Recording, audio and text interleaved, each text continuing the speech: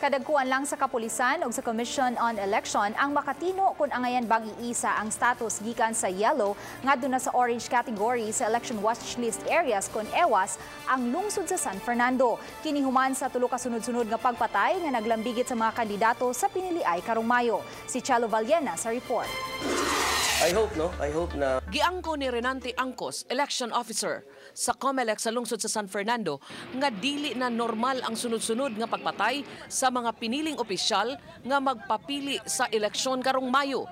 Unang gipusil samtang naglingkod sa tindahan sa iyang igsuon si Konsehal Rene Boy Dacalos ni atong Enero 10. Human sa unom ka adlaw, Enero 16, gibanhigan ang sakyanan nga gimaneho ni kanhi ABC President ug kapitan sa Barangay Magsiko nga si Johnny Aresgado ug may kandidato usab pagkakonsehal sa lungsod.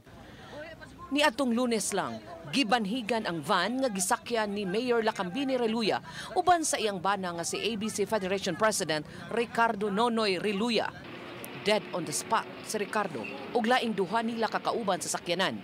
Gipasabot ni Angcos nga bisan sa Barangay Linaw sa Dakbayan sa Talisay nahitabo ang pagpamanhig, kandidato gihapon sila sa lungsod. we are awaiting the result of the official investigation conducted by the PNP. Then by that time ato na siya i-handle sa ato ang committee. Wa pa hinuon masayod si Angcos kung idayon ba pag-reclassify ang lungsod nga orange. Sa miaging mga eleksyon, na-classify na ang lungsod nga yellow tungod sa higpit nga panagribal sa politika ug ang kagubot atol sa miaging eleksyon. Kung maisa na ang lungsod ngadto sa orange status sa ewas, madugangan na kinig usa ka kondisyon sama sa pagkatap sa mga armas. Uban ni Marlon Melgazo, Chelo Vallena, Balitang Bisdak.